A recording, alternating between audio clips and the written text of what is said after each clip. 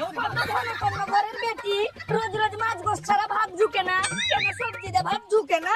কত যদি মাছ গোস খাওয়ার ইচ্ছা তো বাপকে বলবি রোজ রোজ ক্যারেট মাছ গোস দিয়ে পাঠাইবে, আর নিজে রান্না করে খাবি। ওই আমি কাউকে মাছ গোস রান্না করে খাওয়াইতে পারবো না। রাজার বেটি বন্ধ হয়ে গেছে, মুখ তোর কানে বহির হয়ে গেছে, নাচতে কানা হয়ে গেছে। আপনারা ইয়ে কি করছেন? লোককে দেখ জানো বেটা জানা।